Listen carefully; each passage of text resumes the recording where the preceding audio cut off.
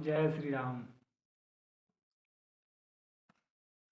आज का सत्संग का आधार है बाबा नीम करोली महाराज के चरणों में कोटि कोटि नमन। और खुशी कैसे प्राप्त की जाए। खुशी क्या बाजार में बिकने वाली वस्तु है? खुशी क्या हम जिस चीज को पाले और वो मिल जाए वो खुशी है? या खुशी कुछ और है? जवाब आएगा खुशी कुछ और है। खुशी हृदय का वो उद्गार है जहाँ हृदय का हृदय में स्थित होना है। और खुशी प्राप्त होती है प्रेम से। प्रेम हमें खुशी देता है। और प्रेम ईश्वर का मूल तत्व। इससे बड़ा कोई तत्व ईश्वर का नहीं। चाहे हम उपनिषदों की बात करें, ऋषियों की बात करें, वेदों की बात करें, सब जगह प्रेम का उल्लेख आता है। संतों की बात करें,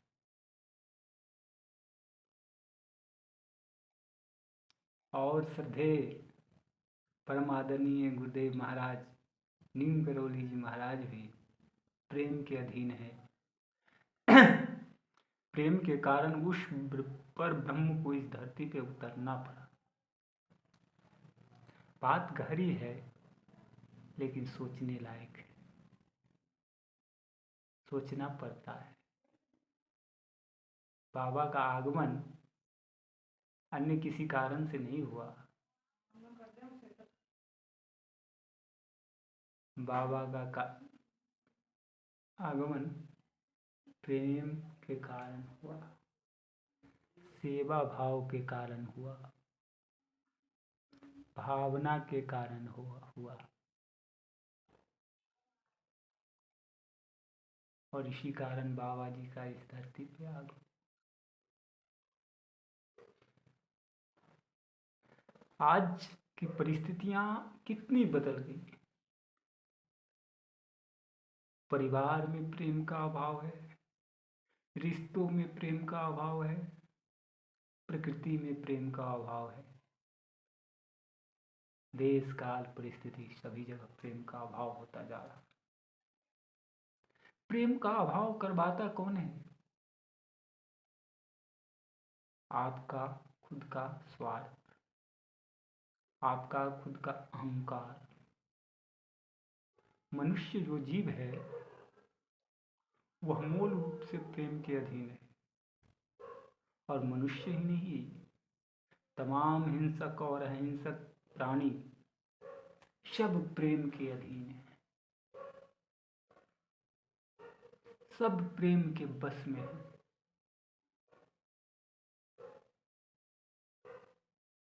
प्रेम इस जीवन का मूल तत्व है। और प्रेम उत्पन्न होता है हृदय के उद्गार से। कितनी बड़ी बात है। और ये प्रेम बड़ा गहरा और चमकदार हो जाएगा जब हृदय में सदैव परम आदरणीय गुरुदेव जी विराजमान हो जाएंगे। तो जब गुरुदेव हमारे हृदय में अवस्थित हो जाएंगे तो प्रेम प्रस्फुटित हो जाएगा। प्रेम और ईश्वर दो नहीं है, प्रेम और ईश्वर एक ही है। हृदय प्रेम ईश्वर आत्मा सब एक है। करुणा दया उसी को कहा गया है। प्रेम ही ईश्वर का साक्षात स्वरूप है। प्रेम ही स्वयं वो बाबा नीम करोली जी महाराज। और प्रेम के कारण ही सूरज रोज निकलता है, चांद शीतलता देता है, फूलों से खुशबू आती है, सागर बहते जाते, नदियां कल कल ध्वनि सुनाती है प्रेम के कारण। एक प्रेम है, हम आप हरि नाम की चर्चा कर रहे हैं, एक जगह मौजूद हैं, ये प्रेम के कारण संभव। प्रेम ईश्वर की का बहुत बड़ा देन है, शक्ति है। और हम ये कहें कि प्रेम ही साक्षात ईश्वर है तो गलत नहीं होगा। प्रेम साक्षात ईश्वर का स्वरूप है। रामायण का सबरी राम मिलन आप पढ़ेंगे आध्यात्मिक दृष्टिकोण से तो आपको पता चलेगा। सुग्रीव, बाली और राम का वार्तालाप पढ़ेंगे तो आपको प्रेम का पता चलेगा। हनुमान जी महाराज और राम जी के मिलन को आप पढ़ेंगे तो प्रेम का पता चलेगा। श्रद्धे सिद्धि माँ और बाबा नीम करोली के वार्तालाप को जब आप जानेंगे तब प्रेम का पता चलेगा। प्रेम बहुत बड़ी चीज है। प्रेम साक्षात ईश्वर के स्वरूप को अपने अंदर लिए हुए है। और हम आज बाबा के पूर्ण स्वरूप, बाबा के पूर्ण रूप, प्रेमात्मक रूप की चर्चा करने में लगे।